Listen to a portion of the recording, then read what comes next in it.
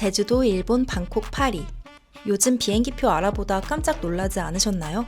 생각보다 가격이 너무 올라서 여행을 포기한 분들도 계실 텐데요.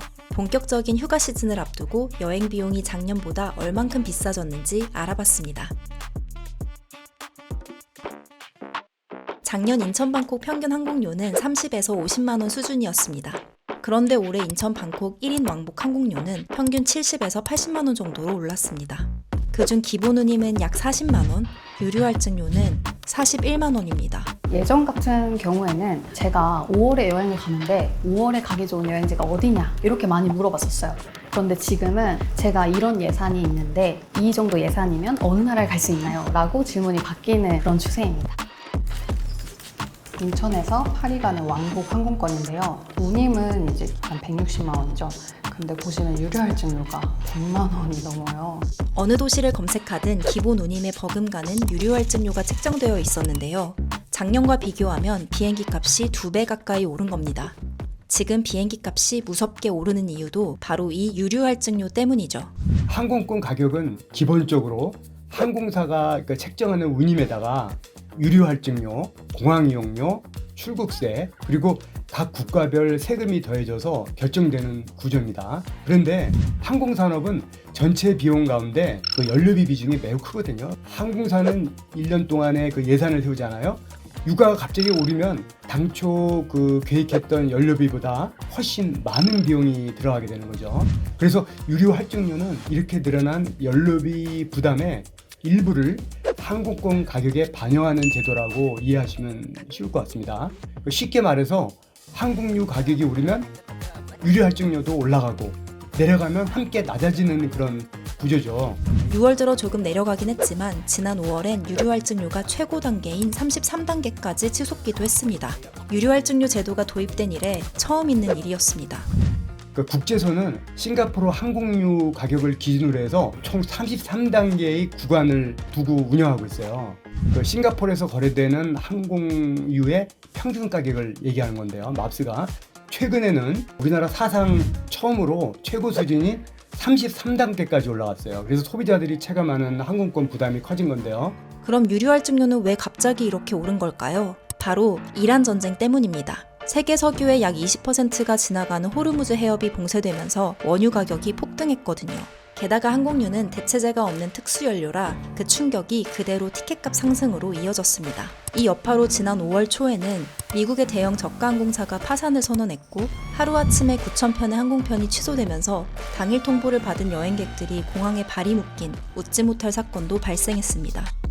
그런데 말이죠. 국제선 유류 할증료가 폭등한 건 처음 있는 일은 아닙니다. 유류 할증료는 국제 정세와 맞물려 폭락과 폭등을 반복해 왔습니다. 유류 할증료가 지금처럼 크게 오르거나 내린 것이 사실 이번이 처음은 아니에요. 2020년대 코로나19 때 얘기죠. 당시에는 전 세계 항공 수요가 사실상 멈추다시피 했잖아요. 그래서 그때는 항공유 가격이 급락했고 또 유류 할증료도 거의 없이다시피 했죠. 근데 반대로 또 2년 후에 러시아 우크라이나 전쟁, 이때는 또 국제 유가가 급등하면서 유류 할증료도 큰 폭으로 올랐죠.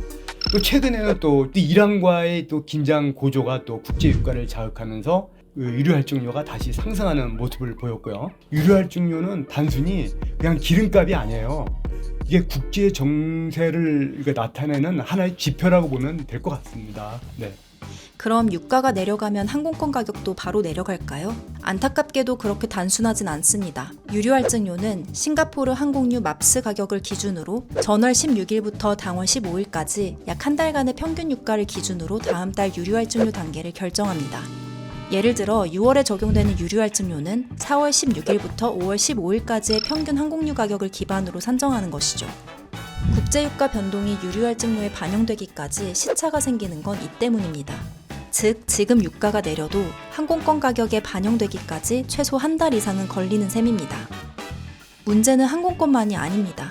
환율도 물가도 모두 올랐습니다. 현지에 가서도 돈이 예전보다 더 들어간다는 뜻인데요. 2025년부터 현재까지 원달러 환율은 1,400에서 1,500대를 넘나드는 고환율 기조를 보이고 있습니다. 우리가 많이 찾는 일본도 태국도 베트남도 환율과 물가가 작년 대비 모두 올랐습니다. 만약 작년 여름 여러분이 일본 여행을 위해 10만 엔을 환전하는데 88만 원이 들었다면 지금은 약 95만 원이 필요합니다. 게다가 일본은 출국세를 3배 올리고 교토 숙박세는 최대 9배까지 인상했습니다. 항공권뿐만 아니라 환율, 현지 세금, 물가 등 전방위적으로 여행 비용 전체가 오르고 있는 겁니다. 국제정세 변화에 따라서 민감하게 반응하는 것이 이 여행업인데요. 사실 일본뿐만 아니라 요즘 매우 다양한 여러 나라에서 관광객 대상으로 하는 세금이 오르는 추세예요. 고객님들 입장에서는 굉장히 부담으로 다가오죠. 네, 실제로 이제 환율이 좀 비싼 나라 같은 경우에는 고객님들도 가기 전에부터 좀 고민을 해봐야겠다라든지 생각한 것보다 너무 비싼 것 같다. 내가 과거에 생각했던 그런 유럽 여행이 아닌 것 같다라고 하시면서 이제 노선을 변경하시는 분들도 꽤 많았습니다. 6월부터 유류 할증료가 최고 단계인 33단계에서 27단계로 소폭 내려갔습니다. 그렇다면 지금 항공권을 예매해야 할까요? 유가 변동성이 큰 지금 같은 시기는 일본, 대만, 홍콩 같은 단거리 노선이 상대적으로 유리합니다. 유류 할증료의 절대 금액이 작아지거든요. 하지만 전문가들은 말합니다. 유류 할증료가 내려가길 계속 기다리는 것보다 나의 예산과 여행 의지가 더 중요하다고요. 이번 그 6월부터 유류 할증료가 많이 낮아졌죠. 많이 낮은 건 그러니까 워낙 높았으니까. 다만 중동 지역의 긴장이 이제 완전히 그 해소된 것은 아니기 때문에 유가가 언제라도 다시 상승할 가능성은 이제 남아 있고요. 결국 앞으로 항공권 가격이 과거처럼 뭐 일정한 방향으로 움직이기보다는요, 변동성이라고 보는 게 딱 맞을 것 같아요. 또 유류 할증료가 떨어진다고 해서 또 금액이 싸지는 게 아니라 기본 운임비가 또 올라서 가격이 거의 비슷해지는 경우도 있습니다. 어쨌든 과거나 지금이나 여행 수요는 항상 있어 왔어요. 코로나 때는 우리가 여행을 아예 못 가서 그 수요를 이렇게 안고 있었다면 지금 이제 폭발하는 시기라서 많이들 가시잖아요.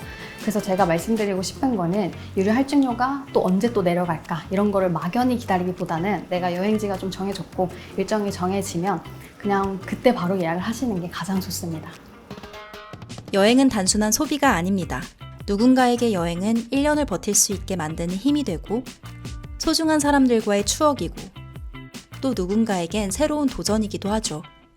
하지만 슬프게도 우리의 여행 비용에는 환율도 유가도 세계 정세도 포함되어 있습니다. 여러분은 올 여름 여행 예산 얼마로 잡으셨나요?